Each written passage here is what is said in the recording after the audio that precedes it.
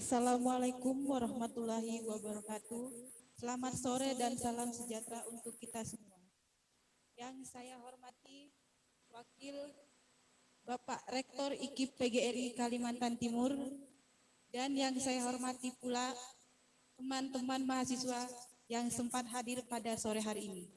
Dan yang saya banggakan, calon Ketua dan Wakil Ketua BEM 2020-2021.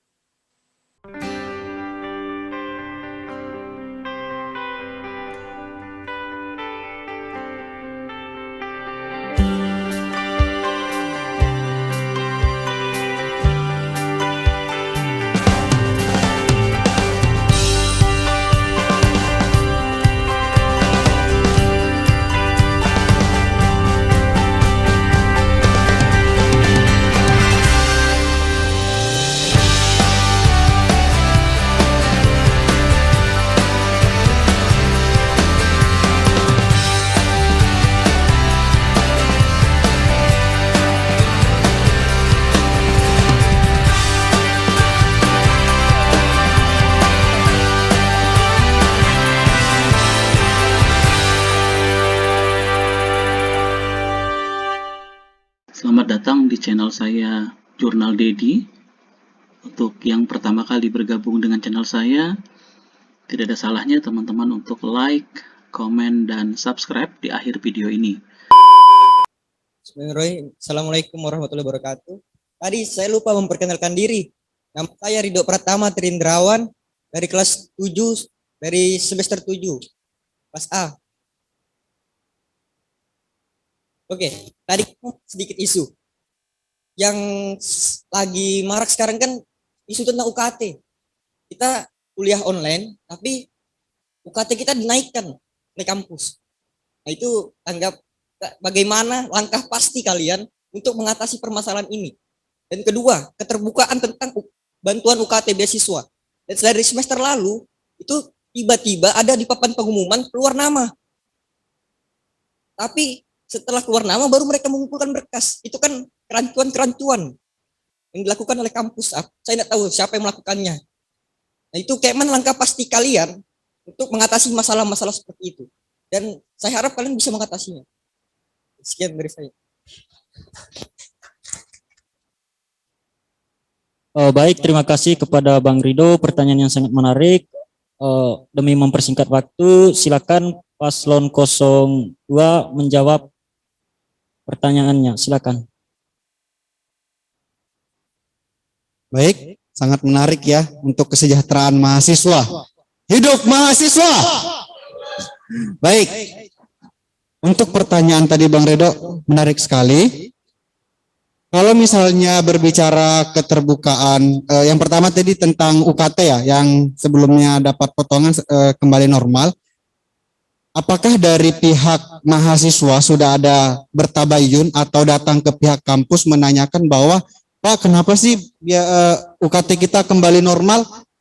Jangan-jangan dari pihak kampus sudah ada wacana untuk tatap muka di semester ganjil ini, sehingga mengambil langkah pasti bahwa untuk kita juga dapat melihat situasi saat ini. Dari Kementerian Pendidikan juga sudah mengeluarkan instruksi bahwa sudah bisa melakukan tatap muka. Apakah bisa jadi itu menjadi dasar dari pihak kampus sehingga menaikkan atau menormalkan kembali pembayaran UKT yang ada di IKIP PGRI Kalimantan Timur? Yang kedua, bagaimana beasiswa ya, transparan beasiswa ya. Alhamdulillah, yang saya rasa mungkin itu bisa menjadi bahan evaluasi dari pihak kampus, dan saat ini juga alhamdulillah sudah dilaksanakan yang Bang Ridho tadi katakan tahun lalu. Mungkin dari pihak kampus saat ini sudah menjadikan bahan evaluasi tahun lalu, sehingga tahun ini sudah dikeluarkan bahwa hari ini pun masih dalam proses Pak ya untuk pendaftaran beasiswa UKT. Itu sudah ada suratnya, jadi saya rasa itu sudah dijawab oleh dari pihak kampus. Sudah ada pengumuman sebelum sudah ada disampaikan pengumuman bahwa akan diadakannya beasiswa pemotongan UKT, dan sudah disampaikan ke mahasiswa, dan itu hari ini terakhir. Baik, demi mempersingkat waktu karena ini udah mau malam, kita langsung saja berikan kesempatan kepada kandidat 01. Silakan. Ya, baiklah, cukup menarik sekali untuk sesi debat terbuka kita pada sore hari ini. Ini masih sesi debat, tapi aspirasi dari mahasiswa sudah masuk, gitu kan? Jadi enak. Kebetulan di sini juga ada bidang kemahasiswaan yang kemudian menyaksikan secara langsung, gitu. Ada salah satu aspirasi mahasiswa yang kemudian yang dimana di hati mereka memiliki kejanggalan, begitu. Yang pertama tadi berbicara terkait dengan SPP, karena memang sebelumnya sudah ada penurunan, tapi dari pihak kampus sudah dibalik normal. Saya pikir juga dari pihak kampus tidak asal mengambil tindakan. Mereka sudah ada kajian-kajian sangat mendasar untuk kemudian penormalan SPP ini berlaku kembali, begitu. Tapi untuk selanjutnya memang kita belum memiliki kajian yang sangat mendasar. Mungkin nanti habis ini kita akan kaji bersama-sama, begitu. Mudah-mudahan, ya kan, kalau memang seandainya COVID-19 ini masih berlalu, pasti aspirasi dari kawan-kawan terkait dengan UKT tetap kita menyerahkan ke pihak kampus. Tapi tadi yang terpenting kita punya kajian yang sangat mendasar sehingga kemudian kajian itu bisa diterima oleh pihak kampus. Begitu. Nah, berbicara terkait dengan bantuan-bantuan sebelumnya yang kemudian memang benar tadi saya pikir juga pihak kampus hari ini coba mengevaluasi terhadap keterbukaan terhadap segala macam bentuk bantuan-bantuan yang kemudian yang diberikan kepada pihak mahasiswa. Karena memang sebelumnya saya juga mungkin sama apa yang disampaikan Rido, tiba-tiba nama saya tidak dapat bantuan. Saya juga kurang tahu saya daftar lewat mana, begitu. Tapi nama saya tidak dapat. Bukannya kita tidak bersyukur atau bagaimana, tapi hari ini kita memikirkan dengan kawan-kawan yang kemudian tidak mendapatkan informasi ini. Sehingga bagi saya perlunya keterbukaan informasi dari pihak kampus untuk bagaimana mahasiswa yang ada di IKPGRI mengetahui segala macam bentuk bantuan-bantuan yang kemudian dikeluarkan oleh pihak kampus. Dan ini juga menjadi tanggung jawab dari kami bakal calon nantinya ketika ada yang terpilih, ini menjadi tanggung jawab kita yang kemudian selalu menginformasikan segala macam bentuk apa yang menjadi informasi dari pihak kampus. Begitu. Berbicara terkait bantuan ketika kita akan membantu menginformasikan, mempublikasikan kepada mahasiswa untuk mahasiswa bisa mendapatkan informasi yang kemudian saat ini sedang diedarkan oleh pihak kampus. Begitu. Nah, yang berikut, karena memang saat ini pihak kampus juga telah mendata untuk bantuan UKT yang kemudian sudah dilontarkan dari pihak Kemendikbud. Saya pikir ini sudah pihak kampus hari ini sudah mengupayakan keterbukaan informasi tersebut. Begitu, karena memang bantuan yang kemudian saat ini kawan-kawan mahasiswa IKPGRI Kalimantan Timur sedang proses mendaftar, karena itu tadi ini pihak kampus hari ini sudah ada keterbukaan terkait dengan informasi, begitu, sehingga kemudian saya lihat banyak yang mendaftar terkait dengan bantuan tersebut, begitu. Nah, ini yang perlu kita apresiasikan dari pihak kampus.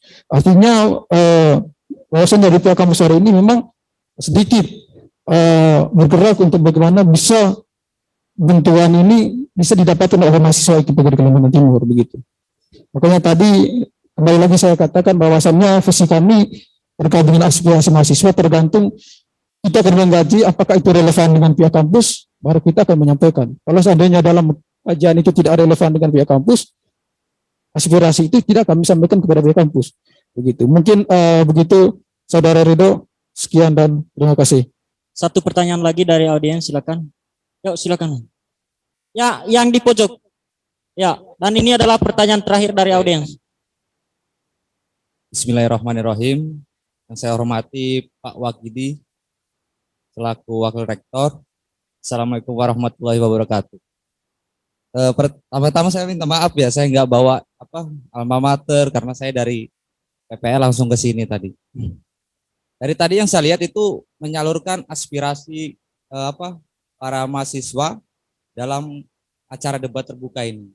Saya coba mau menguji kapasitas calon pemimpin BEM ini mengenai tema yang ada di subtema yang sudah disusun. Bisa nggak itu disangkutkan dengan latar belakang masalah yang ada di IKPGRI Kaltim? Terima kasih. Ya, kita kasih kesempatan kepada 01 untuk menjawab. Silakan. Baik, terima kasih kepada Saudara Eko yang kemudian sudah memberikan pertanyaan yang kemudian cukup menarik juga. Yang kemudian mau kita jawab pada sore hari ini. Nah, terkait dengan tema yang kemudian diasuhkan oleh kawan-kawan panitia hari ini berbicara terkait dengan mewujudkan kepemimpinan cerdas, efisien dan bersahabat. Tentu kalau kita kaitkan dengan kehidupan kampus hari ini memang ini cukup menarik juga untuk kita bahas. Begitu. Karena tadi ya lagi-lagi saya kembalikan kepada visi misi saya bahwasannya dalam memimpin yang cerdas itu bagaimana dia bisa menggaji segala macam bentuk persoalan-persoalan kampus yang kemudian yang kita anggap itu sangat relevan, begitu. Yang kita anggap itu sangat relevan. Kalau itu adalah relevan menurut kami sangat baik dengan keadaan kampus hari ini, untuk apa kami diam? Kami akan terus menyuarakan dan tetap menyuarakan, begitu. Makanya tadi berbicara terkait dengan efisien dan bersahabat, tentu kita tidak terlepas dari akan hal itu. Bahwasannya dengan siapapun ya, kalau seandainya dari pihak kampus tidak menerima ataupun menerima segala macam bentuk aspirasi yang kemudian telah disampaikan, ya kita coba dengan cara-cara yang kemudian kira-kira apa sih maunya, gitu. Kita coba bersahabat dengan pihak kampus, kita coba bersama-sama untuk memberikan kajian yang kemudian menurut kami itu sangat relevan, sangat bagus, begitu. Kita tidak apalagi jangan sampai kita sebagai mahasiswa memberontak.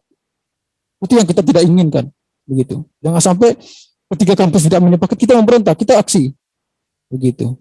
Itu tadi. Makanya kembali lagi pada persoalan kajian, kita akan kajikan itu matang-matang.